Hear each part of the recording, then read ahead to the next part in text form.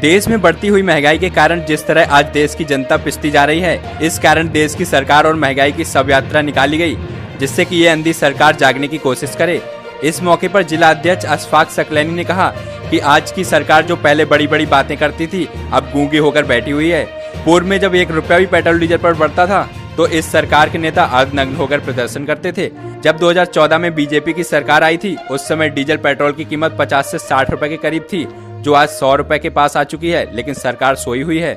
हमारी नजर में भारत की सरकार की आत्मा मर चुकी है, और इसलिए मर चुकी है। आज देश का किसान से लेकर नौजवान, महिलाएं सब महंगाई को लेकर आपने देखा देश में त्राही त्राही कर रही हैं। और ये सरकार आपने देखा जो जनता से लूटा, पेट्रोल के नाम पर, डीजल के नाम पर, गैस के नाम पर जो लूटा पैसा है, हमारे देश के प्रधानमंत्री विदेशों में जाकर लुटाने का काम कर रहे हैं, और देश के जो जनता है वो त्राही त्राही कर रही है। ये जो हमारा शव यात्रा है, ये पूर्ण महंगाई की शव यात्रा है। जैसा कि आप लोग जानते हैं कि इस देश में जो सरकार चल रही, अब ये इसे जनता से कोई भी मतलब नहीं है।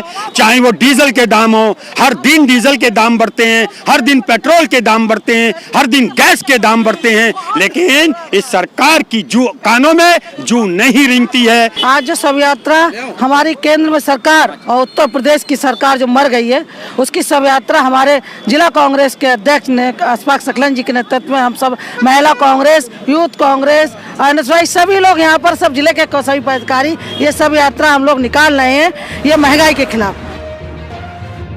प्रदेश में अधिवक्ताओं के साथ हो रहे अपराधों पर पुलिस व प्रशासन द्वारा समुचित कार्रवाई न होने से नाराज अधिवक्ता उत्तर प्रदेश के बार काउंसिल के आह्वान पर न्यायिक कार्य से विरत रहे।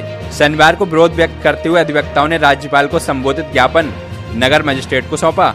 बार अध्यक्ष घनश्याम शर्मा एडवोकेट ने बताया कि प्रदेश के विभिन्न जनपदों में अधिवक्ताओं के साथ गंभीर घटनाएं हुई हैं, कई तरह के अपराध हो चुके हैं और अधिवक्ताओं को न्याय नहीं मिल रहा है। अधिवक्ता प्रदर्शन करते हुए कलेक्ट्रेट पहुंचे और प्रशासन के खिलाफ नारेबाजी की।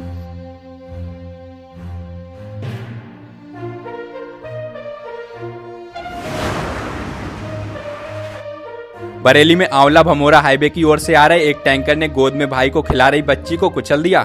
हादसे में बहन भाई की मौके पर ही मौत हो गई। घटना के बाद लोगों ने हंगामा करते हुए हाईवे जाम कर दिया। सीओ और तहसीलदार ने किसी तरह समझा बुझाकर जाम खुलवाया। पुलिस ने शवों को पोस्टमार्टम के लिए भेज आगे की कार्रवाई में जुट गई है। आज दिनांक 20 मार्च 2021 को थाना क्षेत्र आंवला के ग्राम पथर्रा में एक टैंकर से 2 बच्चों की मृत्यु हो गई थी, जिस पर सर्किल आंवला का फोर्स मौके पर भेजा गया था और दोनों बच्चों की डेड बॉडी को ससम्मान जो है मोर्चरी भेजा गया है।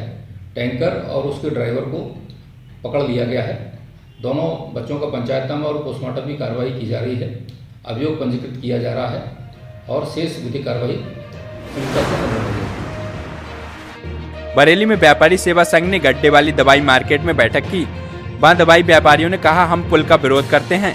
बैठक की अध्यक्षता करते हुए व्यापारी नेता अवनेश मित्तल दवा व्यापारी ने कहा कि अगर किसी व्यक्ति की मृत्यु होती है तो क्या घर में अंतिम संस्कार किया जाएगा? अगर आसपास मार्केट में किसी दुकान पर आग लग गई तो अग्निशमन की गाड़ी कैसे आएगी? इसलिए पुल का सपना देखना छोड़ दें। अधिकारी जल्द बैठेंगे धरने पर, क्योंकि ट्रैफिक व्यवस्थाओं का भुगतान व्यापारी क्यों भुगतें? इनके होमगार्ड तो 20 रुपए लेकर ई रिक्शा 4 व्हीलर बाजार में आने देते हैं। जाम लगने के जिम्मेदार ये हैं। पुल तो किसी हाल में मंजूर नहीं।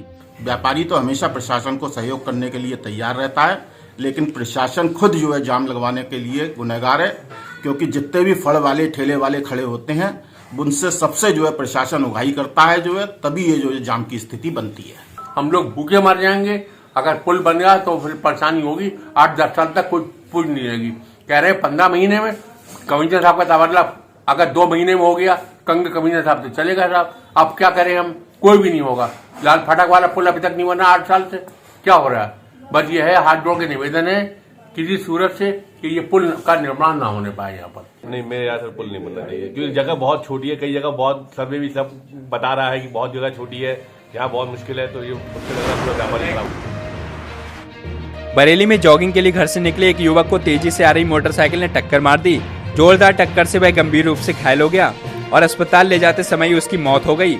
पुलिस ने सबको पोस्टमार्टम के लिए भेजा। तो वहीं मृतक के परिजनों ने बताया कि बिचौला चौराहे पर टीवी और घरेलू उपकरणों का शोरूम चलाता था और आज सुबह रोजाना की तरह जॉगिंग करने के लिए घर से निकला था।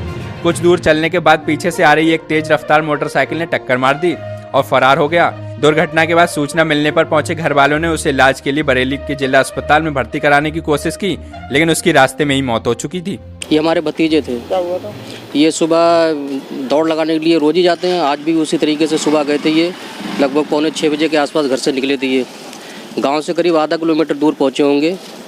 पीछे से एक बाइक वाला आया, उसने इनको टक्कर मार दी, ये वहीं पर गिर गए।